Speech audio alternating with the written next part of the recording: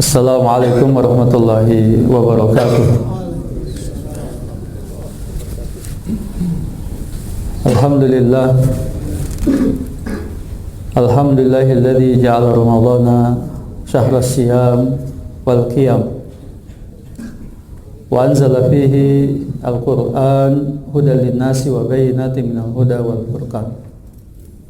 Asyhadu an la ilaha illallah wahdahu la syarika lahu syahadatan tunji sahibaha minan niran.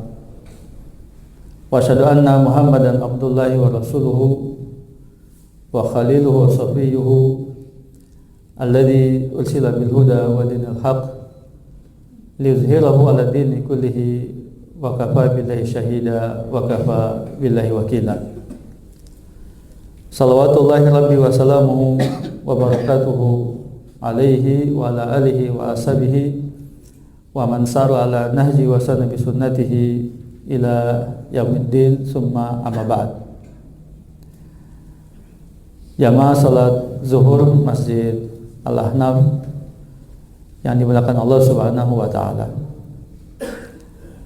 Alhamdulillah, segala puja dan puji serta syukur kita sebesar-besarnya kita panjatkan kehadirat Allah Subhanahu wa taala atas berbagai limpahan nikmat-Nya, rahmat dan karunia-Nya, keberkahan, keutamaan dan kebaikan sangat banyak, tidak terhingga, tidak terbilang. Yang sampai hari ini kita berada di tanggal 13 Ramadan 1447 Hijriah. Sebagian kalender menyebut tanggal 14 Ramadan. Alhamdulillah, Allah masih panjangkan umur kita, diberi kesempatan untuk kita semua dalam rangka kita memupuk bekal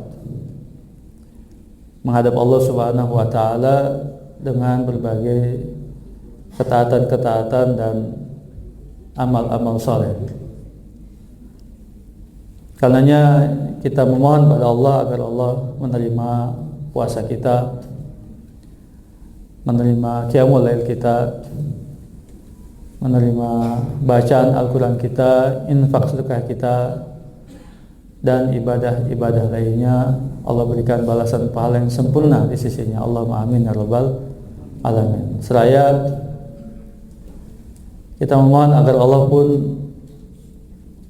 memaafkan dan mengampuni dosa dan kesalahan kita, lalu kemudian memasukkan kita semua ke dalam golongan orang-orang yang dibebaskan dari api neraka.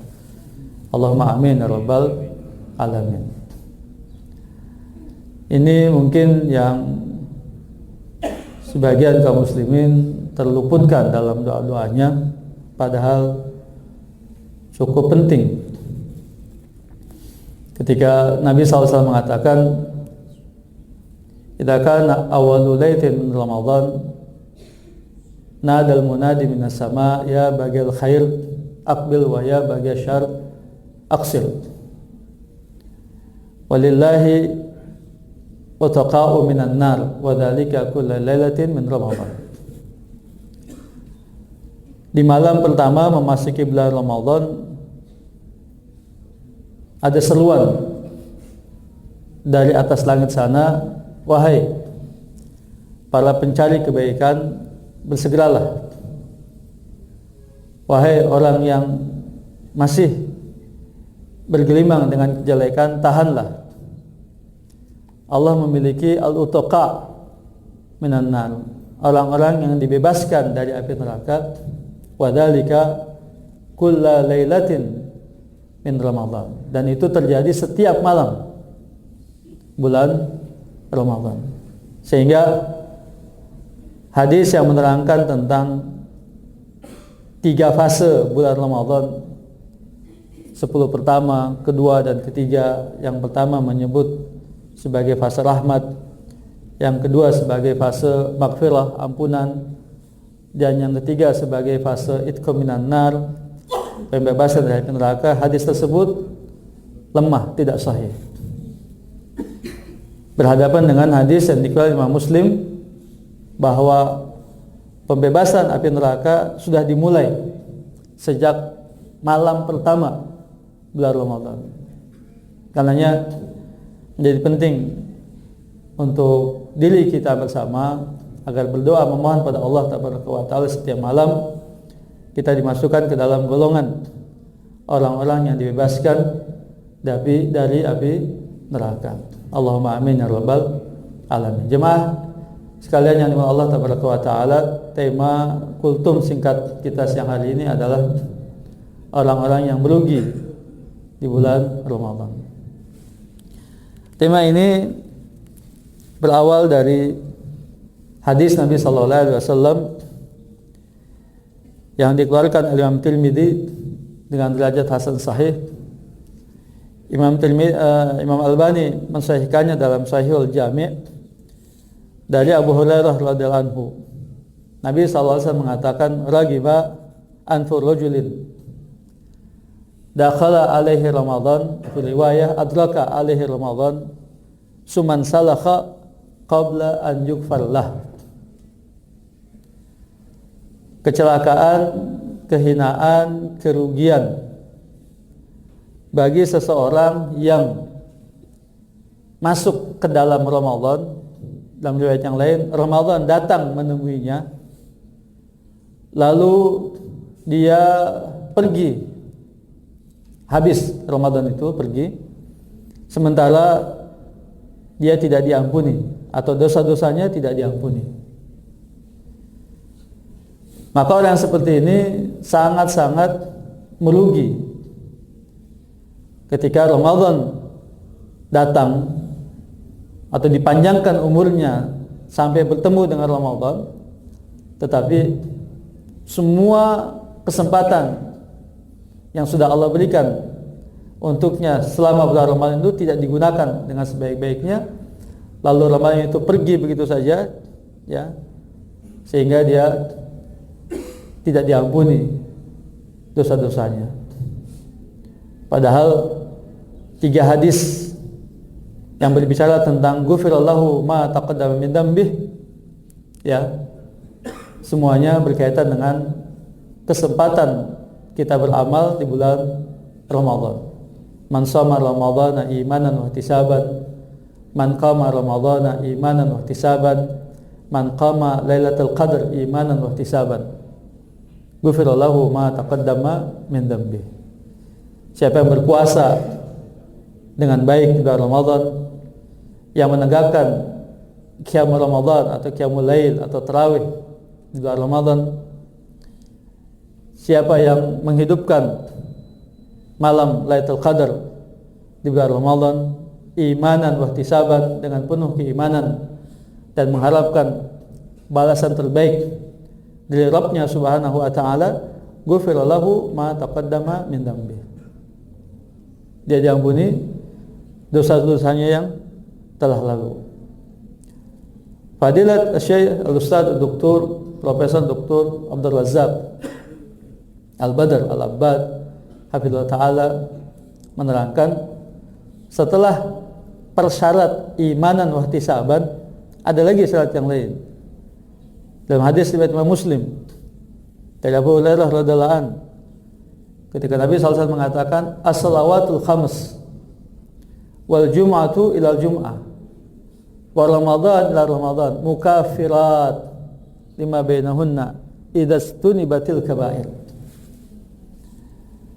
Salat 5 waktu, Jumat ke Jumat berikutnya, Ramadan ke Ramadan berikutnya, mukaffirat, penghapus dosa-dosa di antara keduanya, idza stunibatil kaba'ir, dengan syarat dia meninggalkan dosa-dosa besar. Sepertinya ini menjadi syarat yang bergantung tentang penghapusan dosa dari Ramadan. Ditunda sampai 1 tahun ke depan, sampai masuk Ramadan berikutnya, dan rentang waktu 1 tahun itu dia tidak mengerjakan dosa-dosa besar. yang dapat menggugurkan, yang dapat menghancurkan amal-amalnya. Sehingga dosa-dosanya dengan Ramadan itu ya dihapuskan. Yang menarik di sini adalah ketika berbicara tentang sholat, Nabi menyebut as-salawatul khams.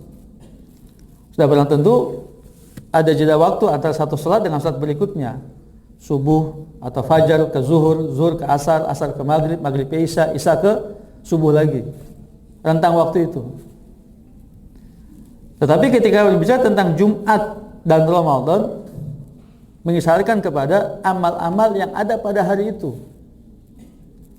Bukan cuma salat Jumat saja, ya, bukan cuma puasa Ramadan saja, tetapi amal-amal yang ada pada hari Jumat itu dan amal-amal yang ada pada bulan Ramadan. Di Jumat sudah barang tentu ada salat Jumat. Sudah barang tentu ada salawat kepada Nabi sallallahu alaihi wasallam. Disunahkan kita untuk bersalawat kepada Nabi sallallahu alaihi wasallam di hari Jumat. Di hari Jumat juga misalnya kita disunahkan juga untuk membaca sebagian riwayat hadis menyebut surat Al-Kahfi, ya. Lalu di hari Jumat juga ada satu waktu, ya, inna fil jum'atis sa'atan, ada satu waktu sesaat. Sebagian jumhur ulama menyebut ba'dal asr, menjelang terbitnya matahari, menjelang tenggelamnya matahari. Ya, ma min muslim yad'u fiha illa ustujib. Tidaklah seorang muslim berdoa pada saat itu kecuali dia akan dikabulkan oleh Allah tabaraka wa taala. Yaitu sesudah salat asar dan menjelang matahari tenggelam. Ya. Jadi ada amaliyah-amaliyah di hari Jumat. Begitu pula amaliyah-amaliyah ibadah-ibadah dan ketaatan-ketaatan selama bulan Ramadan. Tadi ada puasanya, ada qiyamul lailnya, ya, kemudian juga ada Lailatul Qadarnya, lalu juga ada bacaan Al-Qur'annya, lalu juga ada memberikan berbuka bagi orang yang berpuasa, ya, lalu juga situ ada zakat fitrahnya misalnya, ya, dan amaliyah-amaliyah lainnya selama Ramadan. Itu semua, ya, dikompilasikan, ya, sehingga dapat menghapuskan dosa-dosa kita. Penghapusan itu kan kalau istilahnya apa namanya, purifikasi jadinya, ya, penghapusan, ya, atau pemurnian, ya, diri, ya. Dan ini penting sebenarnya, dan bentuk kasih sayang Allah Subhanahu wa taala kepada kita sebagai umat Muhammad sallallahu alaihi wasallam. Coba saja perhatikan ketika Nabi mengatakan ma min mauludin illa yuladu alal fitrah. Tidaklah seorang bayi dilahirkan kecuali dalam keadaan fitrah. Fitrah itu apa? Bersih, suci. Lahir kita dalam keadaan fitrah, bersih. Tidak berdosa sama sekali, ya. Siapapun atau dari hasil apa namanya, bagaimanapun anak itu lahir, ya. Orang tua yang seperti apapun, ya, anak itu lahir, tetap si anak itu lahir dalam keadaan fitrah, bersih, suci, ya, tidak ada dosanya sama sekali. Tapi perjalanan waktu, ya, semakin besar dari kehidupannya, apa yang terjadi? Berapa banyak pelanggaran, ya, perintah Allah itu, ya, dilakukan, ya, sehingga mengotori, ya, dirinya, mengotori jiwanya, mengotori hatinya, ya, mengotori catatan amalnya, ya. Nah, ini menjadi penting bagi setiap kita yang memahami hakikat ini untuk kita apa? Melakukan pembersihan diri, ya. Sehingga dalam banyak ayat Allah katakan qad aflaha man zakkaha, qad aflaha man tazakka, ya, sungguh beruntung orang yang membersihkan, ya, dirinya, hati dan jiwanya, gitu. Nah, ini kesempatan yang sangat berharga bagi setiap muslim, ya, dalam melakukan proses pembersihan diri, hati dan jiwanya selama bulan Ramadan ini, ya. Karenanya jemaah sekalian yang dibilang Allah tabaraka wa taala, jika kita ingin menggolongkan, mengklasifikasikan tentang orang-orang yang merugi, ya, selama bulan Ramadan ini, sudah barang tentu yang pertama sekali, yang paling merugi adalah orang yang tidak berpuasa. Tidak peduli dia Ramadan ke bukan Ramadan ke, tidak peduli dia. Ada apa di Ramadan dia juga nggak tahu. Apakah Allah mewajibkannya berpuasa? Cuek saja dia, tidak berpuasa dia. Mungkin tahu, ya, perintah itu, tapi cuek saja dia, tidak indahkan perintah itu, ya. dengan kesengajaannya dia berpuasa. Itu satu riwayat menyebut ya, dia akan disiksa oleh Allah Tabaraka wa Ta'ala, di mana Nabi SAW pernah mendengar jeritan orang yang disiksa karena dia meninggalkan puasa Ramadan dengan sengaja tanpa uzur. Sebagian ulama menyebutnya termasuk dalam golongan orang-orang zindik. Sebagian ulama menyebutnya dipertanyakan keislamannya. Ya. Jadi sama dengan hukum orang meninggalkan sholat 5 waktu. Ya. Dia tidak berpuasa. Ini jelas orang yang sangat merugi. Ya, datang Ramadan, ada kesempatan Ramadan, ya, tapi dia tidak pedulikan Ramadan itu. Ya, waliyazubillah, kalau sampai dia mengingkari kewajibannya. Ya, kalau sampai dia mengingkari kewajibannya. Waliyazubillah. Nah, itu tentang yang tidak berpuasa tanpa uzur.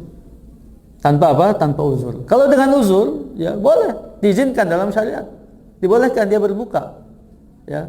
Faman kana minkum maridan aw ala safarin fa iddatun min ayyamin ukhra.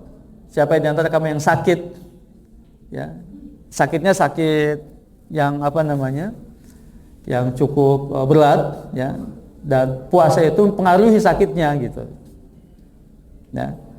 Kalau sakitnya cuma di anggota badan saja sih tidak mempengaruhi, ya, puasa tidak mempengaruhi sakitnya, tetap dia berpuasa. Tapi ini puasa yang mempengaruhi penyakitnya, maka boleh dia berbuka. Ya. Diganti nanti dengan hari berikutnya ketika sakitnya itu sembuh. Tapi kalau sepanjang tahun dia sakitnya itu tidak sembuh-sembuh misalnya, ya bayar fidyah. Ya. Atau yang sedang safar, melakukan perjalanan safar, ya, terutama kaum mudikin ini, ya, kaum mudikin yang bakal mudik gitu maksudnya, ya. Jadi ada kaum muhajirin, ansor, ini mudikin, ya, ya orang-orang yang mudik ini, gitu ya. Jadi kalau misalnya mudiknya masuk dalam jarak safar, antum diizinkan untuk berbuka, bahkan itu jauh lebih baik berbuka itu, ya. Ketika safar mudik itu, ya, lebih baik dia berbuka ketimbang dia berpuasa lalu memberatkannya. Sebagian ulama menyebut kalau yang memberatkan tidak apa-apa, ya antum tinggal duduk saja di bis kemudian sampai rumah selesai misalnya, tidak berat ya tidak apa-apa.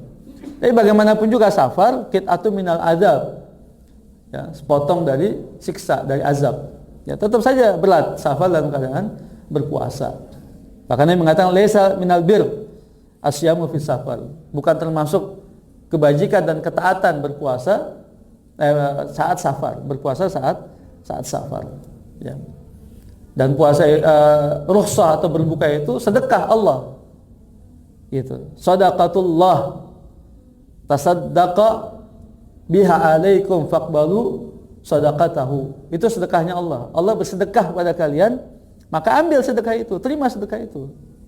Jadi kalau ada yang membeli kemudian kita tidak ambil, ya kita termasuk menyakiti orang yang membeli. Ya, kita ambil, entah kita gunakan untuk sendiri atau kita berikan lagi ke orang lain, ya tidak apa-apa. Ya. Jadi itu diantara yang diizinkan. Ya. Kalau berbuka dengan uzur syar'i dibolehkan, diizinkan. Tapi kalau tidak dengan uzur, ya, tidak dengan syar'i atau cari-cari misalnya siasat ya untuk dia berbuka, nah ini dia akan mendapatkan azab dan siksanya Allah Subhanahu wa taala, wal iyadzubillah. Kemudian ya mas sekalian yang dibilang Allah Tabaraka wa taala, ya, kerugian didapati juga atau memungkinkan, ya, rugi itu akan didapati juga oleh orang yang berpuasa. Orang yang berpuasa karena tidak menjaga adab-adabnya, etika-etikanya. Ya. Pernah disinggung tentang mufattirat dan mufsidat. Mufattirat itu adalah pembatal. Mufattirat itu pembatal yang membatalkan lahir puasanya. Secara lahiriah, secara zahiriah puasanya batal. Ya, sudah barang tentu makan, minum, berhubungan suami istri di siang hari. Ini namanya mufattirat namanya. Dan semua pembahasan yang berkaitan dengan tiga aspek itu. Makan, minum, ya, dan berhubungan dengan suami istri. Jadi ada perkara-perkara yang dianalogikan dengan ketiganya. Ya, ini termasuk mufattirat. Kalau makan minum itu ya itu ada 3 pembahasan itu. Ya, makan dan minum itu dianalogikan dengan beberapa 3 pembahasan. Yang pertama, pembahasan tentang objeknya, apa yang dimakan, apa yang diminumnya gitu. Ya. Yang kedua, tentang jalan masuknya makanan minuman itu. Yang ketiga, tentang sampainya makanan itu. Dan yang keempat, atau tambah satu, yang keempat adalah fungsi dari makan dan minuman itu. Nah, ini ya dianalogikan tuh, bercabang pembahasannya dengan yang 3 tadi, ya, dan makan dan minum. Jadi kalau bukan jenis makanan atau bukan minuman, meskipun dia masuk ke dalam, ya dia bukan makanan, bukan minuman gitu, nggak batal. Misal tisu, ya, ngemut tisu kemudian nelen gitu, tisu ya, makan tisu gitu, itu batal nggak? Makan tisu, ini kan bukan makanan, tisu, ya, gitu. Itu dibahas oleh para ulama itu, ya. Kemudian tentang jalan masuknya mulut. Kalau masuknya ke dalam badan itu bukan lewat mulut atau hidung. Mulut atau hidung, lubang ini kan. Lewat telinga misalnya masuknya. Jadi sirup ABC lewat telinga gitu misalnya. Misalnya tadi infus tadi. Ya, lewat urat nadi misalnya. Atau lewat dubur. Lewat dubur itu dia ngerendam di bak, kemudian kentut, sengaja kentut, ketika kentut kan kebuka, masuk, tutup lagi gitu. Jadi lewat masuknya apakah lewat mulut atau lewat hidung saja, atau semua jalan masuk, mata, telinga, ya, dubur misalnya, atau tadi ya urat nadi, infus, ya, atau sampainya ke lambung, ke dalam. Yang penting sampai ke lambung batal gitu. Apapun yang masuk, ya lewat manapun masuknya, tapi kalau sampainya ke lambung, ujungnya ke lambung, batal. Kenyang nggak kenyang, batal. Itu yang ketiga fungsinya, kenyang atau tidak kenyang.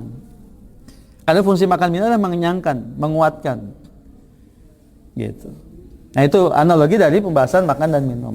Begitu pula analogi dari atau pecahan dari berhubungan suami istri. Definisi berhubungan itu masuknya ember, nyemplungnya ember ke dalam sumur. Ya, jadi definisi berhubungan itu nyemplungnya ember ke dalam sumur. Nah kalau embernya cuma di ujungnya saja, nggak sampai jatuh misalnya gitu, gimana? Batal nggak dia? Gitu kan? Atau embernya tetap di luar, tapi basah gitu misalnya. Ya, tahu-tahu ada air gitu. Batal nggak? Nah itu semua dibahas tentang, itu namanya mufattirat, pembatal. Ya semua di kitab-kitab fikih disebutkan. Nah pembahasan kita adalah mufsidat, perusak. Perusak ibadah puasa. Itu banyak, tapi satu saja. Ya, yang cukup penting. Bahkan saya melihatnya ini inti pertama atau hikmah pertama dari ibadah puasa, ya, yang bisa merusak ibadah puasa. Apa? Lisan, ucapan lisan. Kalimat saum, siapa yang pertama kali mengucapkan kalimat saum? Yang pertama kali manusia sedunia ini, yang pertama kali sejak zaman dulu sampai zaman Nabi kita sampai akhir zaman, yang pertama kali mengucapkan kalimat saum itu siapa? Ibunda Maryam. Boleh disebut alaihissalam. Sebagian ulama menyebut boleh alaihissalam. Alaiha assalam. Dan itu doa. Ibunda Maryam alaihissalam. Di surat Maryam. Ya. Ketika tahu-tahu dia hamil, lalu melahirkan, ya, Ini gimana ini katanya? Orang-orang menuduhnya berbuat tidak senonoh seperti itu, apa yang harus aku lakukan?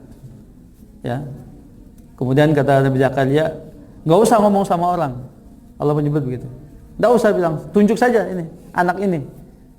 Gitu kan. Fa asyarat ilaih. Kemudian Maryam itu hanya menunjuk kepada putranya kan? Yaitu Isa kan? Ya, sejak bayi Isa itu berkata, ini Abdullah, dan seterusnya itu ayat itu. Atani al-kitab. Ya. Telah diberikan Alkitab. Itu sebagai seorang nabi sejak bayi. Nah, sebelum itu, ya, apa kata Maryam? Inni nadartu lirrahmani sauma falan ukallimal yauma insiya. Yang pertama kali mengucapkan kalimat lafaz saum itu Maryam alaihissalam. Aku bernazar kepada Ar-Rahman. Inni nazartu lirrahmani sauma. Saum. Aku bernazar kepada Ar-Rahman, kepada Allah, saum, untuk saum. Untuk berpuasa. Tapi apa maksudnya? Falan ukallimal yauma insiya. Aku tidak akan berbicara puasa lisan. Aku tidak akan berbicara kepada manusia seorang pun juga hari ini. Jadi lafaz saum itu pertama kali itu untuk apa? Puasa lisan ternyata. Menjaga lisan ternyata. Subhanallah. Nah, itu hikmahnya. Semua hadis-hadis Nabi tentang penggugur, ya, perusak pahala puasa itu lisan. Disebutkan kemarin hadis riwayat Imam Muslim dari Abu Hurairah. Nabi mengatakan, "Man lam yada qaula zur wal amal bihi wal jahla, falaysa lillahi hajatun fi an yada ta'ama wa syarabahu." Siapa yang tidak meninggalkan qaula zur, perkataan bohong, dusta, sumpah palsu, perkataan, ucapan, wal amal bihi, dan perbuatan-perbuatan yang timbul dari kedustaan, kebohongan, kepalsuan itu, ya, wal jahla, dan perbuatan kejahilan lainnya, falaysa lillahi hajah, Allah tidak membutuhkan fi an yada ta'amahu wa syarabahu, dia meninggalkan makan dan minumnya. Tuh perusaknya tuh, qaulaz zur, disebabkan karena lisan. Hadis Bukhari sama, dalam hadis Bukhari, ya, as-saumu junnah. Idza kana yaumu shaumi ahadikum fala yarfus wa la yaskhaf. Wa idza sabbahu ahad aw qatalah falyaqul inni umrun shaim. Puasa itu perisai, tameng, penjaga diri. Ya. Apabila hari salah-salah di kamu sedang berpuasa, janganlah dia berkata-kata yang keji, yarfus, fala yarfus. Lisan itu perkataan keji. Ar-rafas itu perkataan keji, perkataan tidak senonoh, perkataan tidak baik. Rafas, perkataan lagi. Yaskhab, teriak-teriak, ucapan lagi, dikerjakan oleh lisan ini. Gitu. Wa idza sabbahu ahad, apabila ada orang yang mencelaknya, itu mencela, saling mencela, saling mengejek, saling menghinakan, saling merendahkan, ya. Au qatalah, atau mengajaknya berkelahi, katakan aku sedang berpuasa, aku sedang berpuasa. Kemudian ada hadis dari Abu Hurairah yang diriwayatkan oleh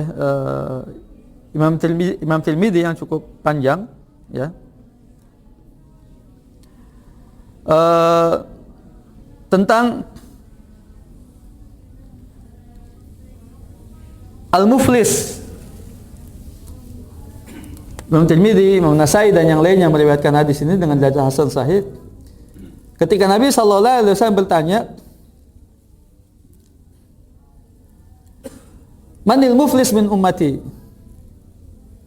Ya. Siapa orang yang rugi dari umatku? Orang yang rugi dari umatku. Kemudian sahabat, ya, diriwayatkan oleh Imam Muslim dari Abu Hurairah radhiyallahu anhu, kemudian sahabat mengatakan, al-muflis man la dirhama lahu wala mata'. Orang yang tidak memiliki dirham, uang, dinar dan dirham, emas dan perak, dan tidak pula harta benda. Rugi dia, habis. Ya. Emas peraknya habis dan juga harta bendanya habis. Kemudian Nabi sallallahu alaihi wasallam mengatakan, innal muflis min ummati man yati yaumal qiyamati bi salatin wa siyamin wa zakatin wa yati qad syatama hadha wa qadhafa hadha wa akala mala hadha wa safaka dama hadha wa daraba hadha fayu'ta hadha min hasanati wa hadha min hasanatihi fa in faniyat hasanatuhu qabla an yuqda ma alayhi ukhidha min khatayahum fa turihat alayhi summa turiha finnar. Siapa orang yang bangkrut, yang rugi bangkrut dari umatku? Pak Sa'ad mengatakan, ya orang yang kehabisan emas dan peraknya dan yang kehabisan harta bendanya. Makanya mengatakan, bukan itu maksudnya. Maksudnya adalah orang yang datang pada hari kiamat kelak membawa pahala sholatnya, pahala puasanya, pahala zakatnya. Tetapi dahulu ketika dia di dunia, qad syatama hadza, syatama itu mencela. Qad syatama hadza. Ya. Wa qadhafa hadza, dan menuduh dengan tuduhan yang tidak benar. Lihat, ucapan lisan lagi itu. Ya. Kemudian mengalirkan darah, kemudian mengambil harta, kemudian memukul, ya, dan lain sebagainya. Maka diambillah kebaikan dari orang ini ditimpakan kepada orang yang korbannya itu. Diambil semua kebaikan, diambil. Ketika sudah kebaikannya itu sudah habis, namun belum bisa menutupi kezalimannya tadi, maka diganti kejelekannya ditimpakan ke orang ini. Lalu selanjutnya orang ini masukkan ke dalam neraka waliyadzubillah. Jadi sekali lagi itu menyebabkan kerugian dia di akhirat kelak. Disebabkan apa? Lisan. Dan banyak semua dalam ayat-ayat Al-Quran. Kenapa iblis dilaknat? Karena ucapannya. Ya. Ketika Allah menyuruhnya untuk sujud kepada Adam lalu dia enggak mau, apa katanya? Kata iblis apa? Ana khairun minhu khalaqtani min nar wa khalaqtahu min tin. Aku lebih baik dari dia. Itu perkataan iblis itu. Gara-gara ucapannya itu. Ya, sombong yang menyebabkan kesombongannya, keengganannya. Fir'aun, kenapa ditenggelamkan itu? Karena ucapannya yang mengatakan siapa? Ana rabbukumul a'la. Fir'aun tuh orang Yahudi dimurkai oleh Allah Tabaraka wa Ta'ala dengan sebab banyak ucapannya yang menyakitkan. Yahudi mengatakan, innallaha fakirun wa nahnu agniya. Allah itu miskin, kami orang kaya. Yahudi mengatakan Uzair ibnullah. Yahudi mengatakan yadullahi maglulah, tangan Allah terbelenggu. Yahudi itu, perkata-perkata Yahudi. Yuhalifunal kaliman mawadi, merubah-rubah. Ya, ayat-ayat Allah dari tempat-tempatnya yang halal dikatakan haram, yang haram dikatakan halal. Ya, yaktubunal kitaba bi aidihim. Summa yaquluna hada min indillah wa laysa lahu min indillah wa ma huwa min indillah. Ini kata dari Allah padahal bukan dari Allah. Lihat, mereka perkataannya, ucapannya itu. Makanya Nabi sallallahu alaihi wasallam ya menasihatkan kepada Mu'az bin Jabal radhiyallahu an ya untuk menjaga lisan. Kata Mu'az, ya Rasul, apakah kita akan diazab dengan sebab ucapan-ucapan kita? Nabi mengatakan, fahal yukabbun nas finnar ala manakhilihim illa min hasaid alsinatihim. Tidaklah manusia dilemparkan ke dalam api neraka, diseret di atas wajah-wajah mereka disebabkan karena hasil dari ucapan-ucapan lisan mereka. Itu hikmahnya Allah suruh kita banyak zikir. Wazkurullaha dzikran katsiran. Wazkurullaha katsiran la'allakum tuflihun wazakirinallaha katsiran wazakirat. Itu sebabnya kenapa? Ya, cuman zikir yang Allah perintah untuk perbanyak supaya lisan ini banyak digunakan untuk zikir, bukan untuk perbuatan-perbuatan tadi. Itu jadi perusak ya utama dan hikmah utama ya buat saya ya, dan kita sarikan dari banyak ayat-ayat Al-Quran dan juga hadis-hadis Nabi Sallallahu Alaihi Wasallam, pentingnya kita untuk menjaga lisan. Ya, perhatikan lisan-lisan kita, ucapan-ucapan kita. Nah sekarang jempol menggantikan lisan. Sekarang jempol menggantikan lisan. Ya, lagi nulis tuh, jempolnya nulis sekarang. Jadi nulis sekarang nggak perlu jempol sama telunjuk, ya cuman jempolnya aja. Ya, nah itu menggantikan apa lisan. Hati-hati itu, betul enggak? Nah itu orang yang merugi yang tidak mampu menjaga lisannya. Oh bahasa, semua kerusakan, semua ya kehancuran, ya kecelakaan itu disebabkan karena fitnah apa lisan. Semoga Allah menjaga kita semua dari berbagai keburukan, kejelekan dan fitnah dunia akhirat ya disebabkan karena lisan-lisan kita, dan Allah memaafkan ya apa yang keluar dari lisan-lisan kita dengan ya tidak disengaja, dengan sengaja, tahu tidak tahu, sadar tidak sadar, yang menyebabkan datangnya keberkahan Allah tabaraka wa taala. Allahumma amin ya rabbal alamin. Sampai di sini untuk kajian kita, mudah-mudahan bermanfaat. Subhanaka Allahumma bihamdika asyhadu an la ilaha illa anta astaghfiruka wa atubu ilaik. Wassallallahu ala Muhammad wa ala alihi wasallam. Wassalamualaikum warahmatullahi wabarakatuh.